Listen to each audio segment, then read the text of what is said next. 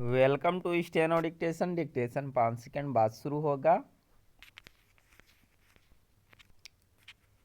Start. यह स्वागत योग्य तो है कि इंटरपोल की नई व्यवस्था के तहत यह जानने में आसानी होगी कि विदेश भागे आर्थिक अपराधियों ने कहाँ कितना धन छिपा रखा है।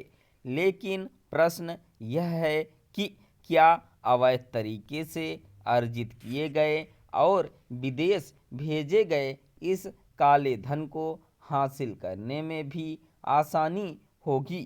बात तब बनेगी जब इस धन को सरलता से हासिल करने की भी राह खुले और साथ ही संबंधित आर्थिक अपराधी को देश भी लाया जा सके। आर्थिक अपराधियों की ओर से विदेश में जमा किए गए धन का पता लगाने के लिए इंटरपोल ने सिल्वर नोटिस जारी करने की जो नई मुहिम शुरू की है उसमें भारत भी भागीदार है। यह अच्छा है कि इंटरपोल ने पहला सिल्वर नोटिस जारी कर दिया, लेकिन यह ध्यान रहे कि शराब कारोबारी विजय माल्या और हीरा व्यापारी नीरव मोदी को अब तक भारत नहीं लाया जा सका है। यही स्थिति नीरव मोदी के सहयोगी मेहुल चौकसी की भी है। इनके अलावा भारत से भागे कुछ और आर्थिक अपराधी भी हैं।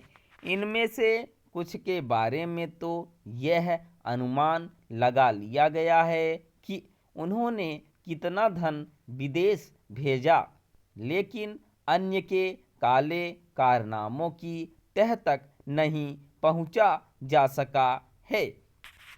जिस तरह भारत अपने आर्थिक अपराधियों के खिलाफ ठोस कार्रवाई करने में समर्थ नहीं हो पा रहा है, उसी तरह अन्य देश भी। इसका कारण यह है कि इंटरपोल के हस्तक्षेप के बाद भी अनेक देश अपने यहाँ रह रहे दूसरे देशों के आर्थिक अपराधियों को प्रत्यार्पित करने में आनाकानी करते हैं।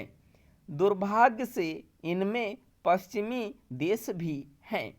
क्या यह किसी से छिपा है कि विजय माल्या और नीरव मोदी आदि को ब्रिटेन से लाने में सफलता नहीं मिल पा रही है।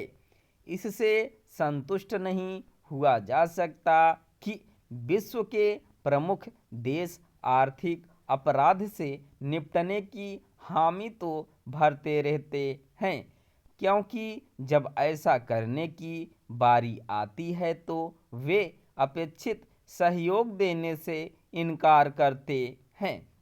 इसकी भी अनदेखी नहीं की जा सकती कि काला धन जमा करने की दृष्टि से सुरक्षित माने जाने वाले देश भी आर्थिक अपराधियों के प्रति कुल मिलाकर नरम रवैया ही अपनाए हुए हैं।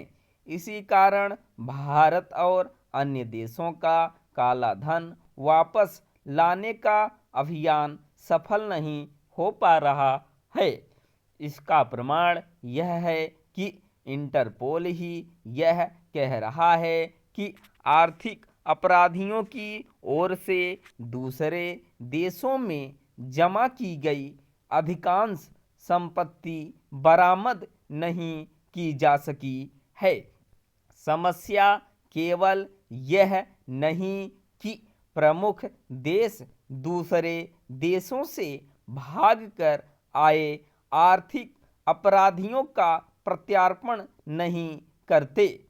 समस्या यह भी है कि वे उनके साथ साथ आतंकियों को सौंपने के मामले में भी सकारात्मक रवैये का परिचय नहीं देते। स्टॉप।